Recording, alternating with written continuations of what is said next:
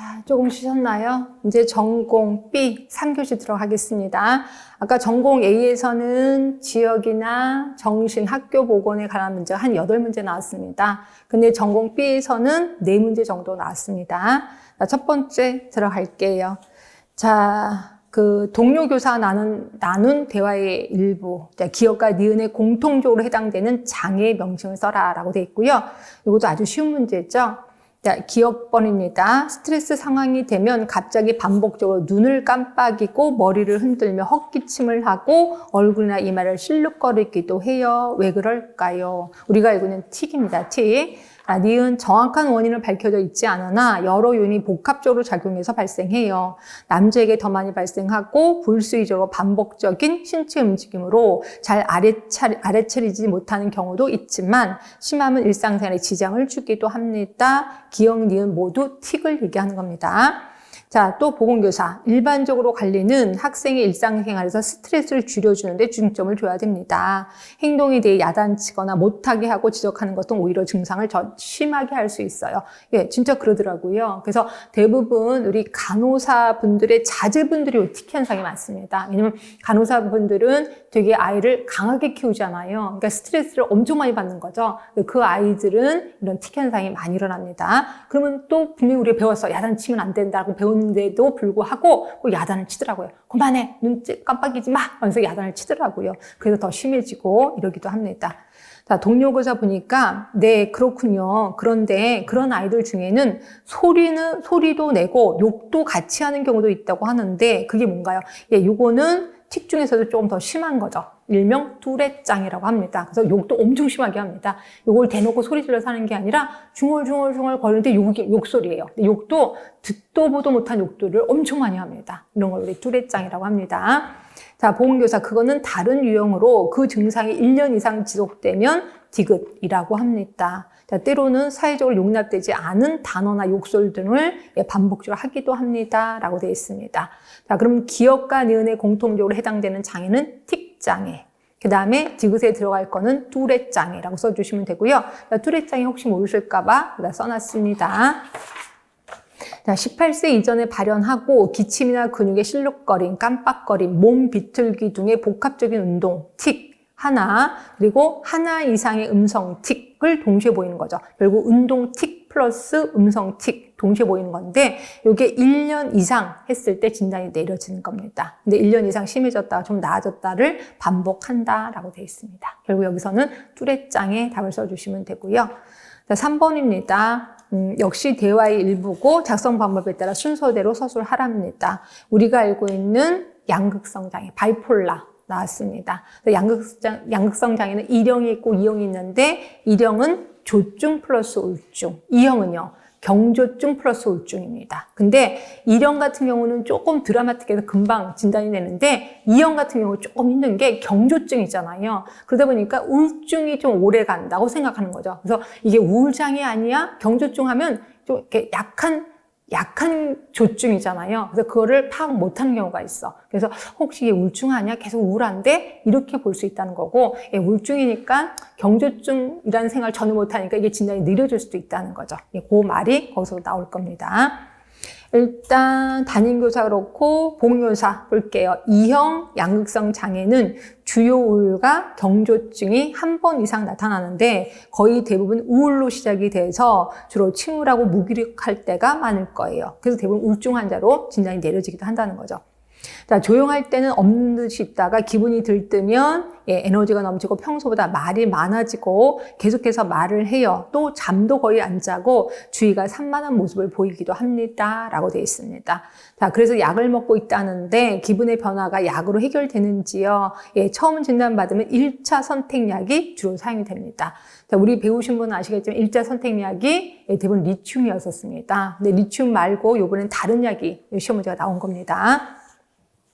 자, 기억번을 보시면 2형 양극성 장애가 1형 양극성 장애에 비해서 진단이 늦어지는 이유, 그로 인해서 발생할 수 있는 가장 심각한 위험을 서술해라 라고 되어 있고요. 자, 거기 해설본에 써 있을 겁니다. 경조증 플러스 우울증으로 조증 정도가 경조증이란 말이야. 심하지 않다는 거죠. 이러다 보니까 우울증이나 인격장애로 종종 오진되는 경우가 많고요. 게다가 특히 우울사파가 먼저 나타나면 진단이 늦어집니다. 그냥 당연히 우울증이라 생각하는 거죠.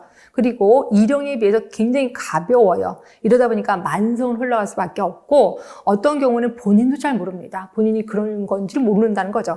그래서 평균적으로 우울증 기간이 더 길어져서 심각한 결과를 초래할 수 있는데 가장 심각한 거는 자살이죠. 자살. 이게 가장 심각한 거고 그리고 10에서 15%에는 무단결석, 그 다음에 학업 수행의 실패, 직업 실패, 이혼, 물질 남용 등의 증상이 동반되기도 하는데 가장 심각한 건 자살이다라고 보시면 될 것 같고요. 자, 그 다음에 이제 니은, 그러니까 요거를 좀 써주시면 돼. 이런 식으로 좀 쭉 나열해 주시면 될 것 같고, 두 번째 문제, 니은에 해당되는 증상을 DSM-5에 근거해서 제시하시오라고 했는데, 자, 니은번 그 해설 부분에 있을 겁니다. 자, 그 증상, 팽창된 자존심, 과대성, 수면 욕구 감소, 평소보다 말이 많거나 말을 계속해서 싶은 욕구, 그게 있었었죠. 평소보다 말이 많고 계속 말을 하고 싶은 욕구, 그거 그대로 나왔습니다. 그리고 또 나머지 주의 산만 이런 것도 있었는데 하여튼 이런 증상이 이게 이제 조증 사파거든요. 그런데 경조증 상태 지속 시간이 4일 이상이면 4일 이상이야. 그럼 요게 이제 진단이 내려지는 거고, 기능 변화가 다른 사람의 눈에 띌 정도이나 입원이 필요할 만큼 심하지 않는 상태를 경조증 상태라고 본다는 거죠. 그래서 이런 조증 사파가 나타나면, 그것도 4일 이상 지속돼. 그러면 이거를 바이폴라2로 진단이 내려진다는 거죠. 결국 그 증상 중에 하나가 평소보다 말이 많거나 말을 계속하고 싶은 욕구. 또 하나 있죠. 거기 보시면 거의 잠도 안 자고 주의가 산만해진다 그랬거든요. 그럼 수면 욕구가 감소되는 거죠. 수면 욕구가 감소되고 3시간만 자도 충분하다고 느낀다는 이 증상도 써주시면 될 것 같고요. 그 다음에 주의가 산만하다 그랬어. 주의 산만도 그대로 있습니다. 결국 3가지를 좀 써주시면 돼. 수면 욕구 감소, 평소보다 말이 많거나 말을 계속하고 싶은 욕구, 또 하나 주의 산만, 이런 것들을 써주시면 괜찮을 것 같아요. 그 다음에 3번째입니다. 약물 중에 저조한 기분에 작용하고 정기적인 혈중 농도 확인이 필요한 건 리튬이죠. 근데 그게 아니라 확인이 필요하지 않은 한 경련제, 그러면 라모트리진이죠. 라모트리진은 얘는 농도 확인 안 해도 되거든요. 얘는 한 경련제. 그래서 대부분 1차적으로 약을 쓰는 거는 리튬 아니면 라모트리진. 이 2가지 약을 씁니다. 이 중에서도 정기적인 혈중 농도를 확인하지 않는 거니까 라모트리진이라고 답을 써주시면 되고요. 라모트리진 혹시 모르실까봐 거기 좀 써놨습니다. 자, 양극성 장애뿐이 아니라 뇌전증 치료에도 이 약을 쓰긴 하는구나. 한 경련제이기 때문에. 그리고 2형 양극성 장애에서 급성 우울사파와 급성 순환을 치료하고 양극성 1에서는 재발을 예방하는 데 사용을 하게 된다는 거죠. 그럼 얘의 원리는 뭔데? 중추신경계를 억제시키는, 그래서 주로 그 신경 전달 물질은 가바 아실 겁니다. 그 가바의 작용을 증가시켜요. 그렇죠? 그리고 나트륨 채널의 작용을 감소시키는 것으로 알려져 있는 게 라모트리진. 그리고 부작용은 졸음. 아무래도 좀 सब사이드 시키는 거니까 졸음, 두통, 구토 이런 것들이 오고요. 심각한 부작용도 좀 써놔봤습니다. 스티븐슨 존스 증후군, 이런 피부 질환이 일어나는 거고요. 자살 위험의 증가도 일어난다고 그러네요. 그래서 라모트리진 이것도 조금 알고 계셔야 될 것 같아요. 그러면 7번째 문제입니다. 자, 그 학교 안전교육. 제가 이제 보건교사로 있을 때 이게 되게 이런 것들이 좀 힘들었었어요. 산업재, 이런 것들이 좀 힘들었었는데, 이런 것들도 좀 알고 싶다라는 생각이 들었었는데, 이런 문제가 나온 겁니다.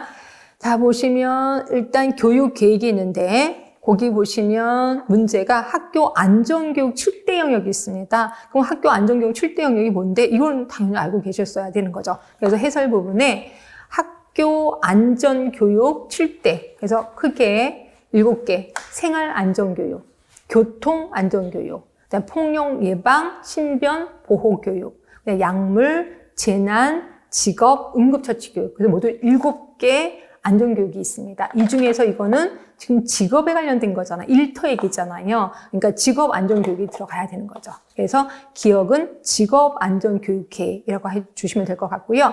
그 다음에 이제 교육 내용으로 들어가시면 니은의 정의, 그래서 노무를 제공하는 사람이 업무에 관련되는 건설물, 설비 등등등에 의하거나 직업 또는 그 밖의 업무로 인해서 사망, 부상당하거나 질병에 걸리고, 결국 이거예요. 사건이 터졌어. 그것 때문에 내가 다쳤어. 그것 때문에 내가 질병이 생겼어. 이게 산업재해거든요. 그래서 산업재해의 뜻이 요거란 말이에요. 근데 이거는 법에 의존하지 않더라도 우리 산업보건 할 때 이거 배웠거든요. 산업재해, 그래서 정의해서 제가 분명히 알려드렸거든요. 근데 요거를 생각을 나시면 답을 써야 되는데, 여기 법에 의거해서라고 하니까 여러분들 또 막 긴장해서 이게 뭐지? 나 이거 안 배웠는데 또 이렇게 할 수도 있다는 거죠. 그래서 보시면 가로 안에 니은에 들어가는 말, 요거 특히 그 산업재해, 거기 잠깐 그 해설 부분에 있을 거예요. 산업안전보건법 2조에 산업재해란 이러면서 노무를 제공하는 사람이, 아까랑 똑같은 말이 있습니다. 그렇게 있고, 그래서 거기에는 니은에는 산업재해라고 써주시면 될 것 같고요. 세 번째입니다. 세 번째는 디귿의 의미를 서술할 거. 그래서 디귿은 최고 노출 기준이에요. 우리 서한도 아실 겁니다. 서한도 TLV는 3개가 있다. TLV, TWA, 그다음에 STEL, 그다음에 C. 시간 가중 평균 노출 기준은 그거죠. 내가 8시간 근무한다는 조건 하에서는 이런 농도에 노출돼도 괜찮아. 이거 TWA라고 하는 거고요. 그 다음에 STEL은 단시간 노출 기준. 그래서 15분 이상 노출돼서는 안 돼 라고 표현을 했었을 거고, 최고 노출 기준은 절대로 이 농도 이상 노출돼서는 안 돼 라고 표현을 했었을 겁니다. 그러니까 그거를 써주시면 되는 거예요. 그래서 잠시라도 이 농도 이상 노출되면 안 된다라고 써주시면 되는 거죠. 이거 써놨으니까 보시면 되고. 자, 다시 한번 정리합니다. 첫 번째 기억은 직업안전교육 이라고 써주시면 되고, 니은번은 산업재해라고 써주시면 되고, 그 다음에 디귿번에는 최고 노출 기준, 잠시라도 이 농도 이상에 노출돼서는 안 된다라고 써주시면 되는 거죠. 그 다음에 이제 9번, 이 9번 문제는 그 성인하고 같이 겹쳐서 그 지역사회 쪽만, 보건교육만 해당되는 것만 제가 따로 뽑았습니다. 자, 보시면 분임토의를 얘기하는 거고요. 분임토의는 제가 예전에 한번 얘기했을 거예요. 집단토의라는 게 있다. 집단 토의가 있고, 집단 토의는 집단으로 토론하는 거라 그랬잖아요. 이러다 보니까 이건 사람 수가 좀 작아야 된다. 그래서 10명이 넘어가면 꼭 딴짓하는 사람이 있다.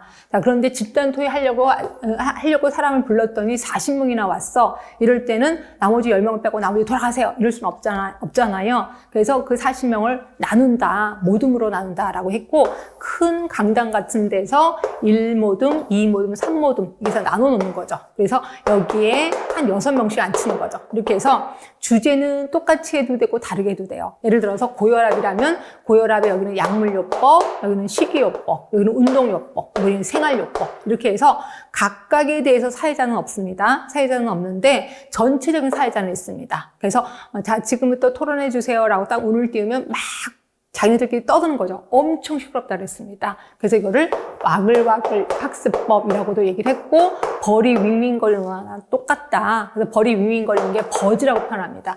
버즈 학습이라고도 하고, 6명씩 6분단을 만든다고 해서 66학습법이라고도 한다. 요게 이제 분단토의라고 얘기하는 거고요. 요게 이제 시험 문제 나온 겁니다. 분단토의 또는 분임토의라고도 합니다. 똑같은 말입니다. 자, 그래서 그거에 대해서 서술하시오라고 했기 때문에 항상 서술하면 개념만 얘기하는 게 아니라 장점, 단점도 얘기를 해주셔야 됩니다. 그래서 제가 이거 하면서 장점, 단점은 굳이 외우지 말고 유추를 좀 해라 라고 표현했었을 거고, 이거에 대해서 답은 다 쓰셨을 거라고 생각을 합니다. 자, 와글와글 학습법 전체를 여러 개 분단으로 나누어서 토의하고, 그 다음에 토의로 끝나는 게 아니라 다 몇 시까지 토의해 주세요. 그러고 나서 그 시간이 끝나면 모두 모여서 발표를 하는 거죠. 우리 1모듬은 이렇게 결과가 나왔습니다. 2모듬은 결과가 이렇게 나왔습니다. 라고 얘기를 해 주셔야 돼. 그래서 다시 전체 회의에서 종합하는 방식으로 각 분단은 6명, 8명이 알맞다. 라고 써주시면 되고, 장점은 참석 인원이 많아도 상관은 없어요. 그런데 비해서 아까 집단 토론 참석 인원이 많으면 안 된다라고 표현을 했었었고, 그러다 보니까 어떤 문제를 다각적으로 분석해서 해결할 수가 있어. 아까 말한 대로 약물요법, 식이요법, 운동요법이니까 여러 가지 다각적으로 분석할 수가 있다는 거죠. 그리고 얘는 이제 집단 토론과 마찬가지로 반성적 사고 능력. 내가 잘못 알고 있었네 라는 반성적 사고 능력이 길러지는 거고, 그리고 여러 사람과 토의하다 보니까 사회성도 길러지는 거고요. 단점은 참여자들이 준비가 되어 있지 않을 때 효과가 없다. 결국 이 부분에 대해서 내가 잘 몰라. 그러면 소극적이게 되고 발표를 좀 안 하게 되는 거죠. 그렇죠? 그리고 소수의 의견이 그룹 전체 의견이 될 수 있어. 목소리 큰 사람이 이기는 거죠. 말 그대로. 그치? 그리고 소심한 사람에게는 부담스러울 수가 있다라고 써주시면 될 것 같아요. 여기에 대해서 그냥 토의 방법에 대해서 서술하시오라고만 썼기 때문에 몇 개 이상 쓴다 뭐 이런 거에서는 아니고, 하여튼 이런 걸 다 쓰면 점수가 완벽한 점수를 받을 수 있겠다라고 생각하시면 됩니다.